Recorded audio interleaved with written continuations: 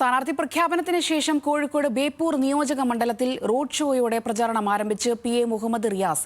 കോഴിക്കോട്ടെ 13 സീറ്റിലും LDFന് വമ്പിച്ച വിജയം നേടാൻ കഴിയുന്ന സാഹചര്യമാണ് നിലവിലുള്ളതെന്ന് റിയാസ് ന്യൂസ് മലയാളത്തോട് പറഞ്ഞു.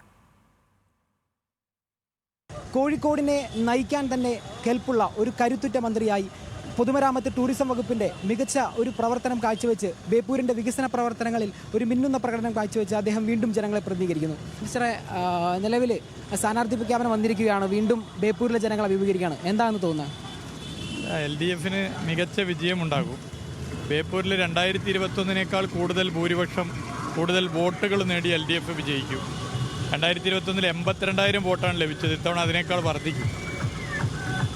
പിന്നെ നിലവിൽ ബേപ്പൂർ മണ്ഡലത്തിൽ നോക്കുമ്പോൾ ഇവിടെ വരുന്നൊരു സ്ഥാനാർത്ഥിത്വമാണ്. അപ്പോൾ PV അൻവറിൻ്റെ സ്ഥാനാർത്ഥിത്വം വന്നാൽ ഒരു ശക്തമായ മത്സരം ഇവിടെ സംഭവിക്കുമെന്ന് തോന്നുന്നുണ്ടോ? എന്താണ് അതിലൊരു?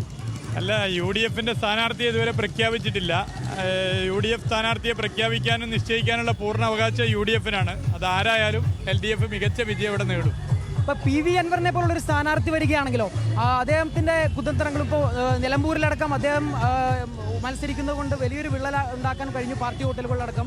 അങ്ങനെ അദ്ദേഹം ഇവിടെ മത്സരിക്കുമ്പോൾ അതിലൊരു പ്രശ്നം തോന്നുന്നില്ല, ഒരു വോട്ടൊരു വിള്ളലുണ്ടാക്കുമെന്നോ? അല്ലെങ്കിൽ ഞാൻ പറഞ്ഞല്ലോ, UDFന് ആര് സ്ഥാനാർത്ഥിയായാലും LDF 2021 വോട്ട് വാങ്ങി മികച്ച വിജയം കൊയ്യും. ഇപ്പോൾ കോഴിക്കോട് ജില്ലയെ തന്നെ നയിക്കുന്ന ഒരു പ്രധാന നേതൃത്വമായിരിക്കുമെന്നാണ് ജില്ലാ സെക്രട്ടറി അടക്കം എന്ന് പറഞ്ഞിട്ടുള്ളത്. അപ്പോൾ എങ്ങനെ ഉണ്ടാവും കോഴിക്കോട് ജില്ലയുടെ ഒരു പ്രകടനവും കേരളത്തിൻ്റെ ആകമായിട്ടുള്ള? കോഴിക്കോട് ജില്ലയിൽ കഴിഞ്ഞ തവണ 13-ൽ 11 ഇത്തവണ 13-ൽ 13 ആയിരിക്കും. എക്കാലവും കോഴിക്കോട് ജില്ല LDFന് നല്ല പിന്തുണ നൽകുന്ന ജില്ലയാണ്. എന്തായാലും വേറെ ശുഭപ്രതീക്ഷയിൽ തന്നെയാണല്ലേ? അല്ല, അതാണ് സ്ഥിതി. ഒരു ജനങ്ങൾക്കിടയിൽ ഇടപെട്ട ഒരു ആത്മവിശ്വാസത്തിലാണ് പറയുന്നത്. ഓക്കെ, അപ്പോൾ അങ്ങനെ തന്നെയാണ്. നമ്മൾ ബേപ്പൂരിലെ വികസന പ്രവർത്തനങ്ങൾ നോക്കുകയാണെങ്കിൽ തന്നെ അദ്ദേഹം ഈ മണ്ഡലത്തിൽ കൊണ്ടുവന്നിരിക്കുന്ന വലിയ മാറ്റങ്ങൾ, അതുകൂടാതെ കേരളത്തിലാകമാനം അദ്ദേഹത്തിൻ്റെ ടൂറിസം പൊതുമരാമത്ത് വകുപ്പുകൾ ഉപയോഗിച്ച് കേരളത്തിലാകമാനം വന്നിരിക്കുന്ന മാറ്റങ്ങൾ എല്ലാം വികസന പ്രവർത്തനങ്ങളെല്ലാം തന്നെ എണ്ണിപ്പറഞ്ഞുള്ളൊരു വോട്ട് ചോദിക്കലായിരിക്കും അദ്ദേഹത്തിൻ്റെ മണ്ഡലത്തിലെ പ്രവർത്തനങ്ങളുടെ ഭാഗമായി ഉണ്ടാവുക. എന്തായാലും ഏറെ ശുഭപ്രതീക്ഷയിൽ തന്നെയാണ് അദ്ദേഹം. കോഴിക്കോട് നിന്നും ക്യാമറ പേഴ്സൺ നിതീഷിനൊപ്പം M. മുബാറക്, ന്യൂസ് മലയാളം.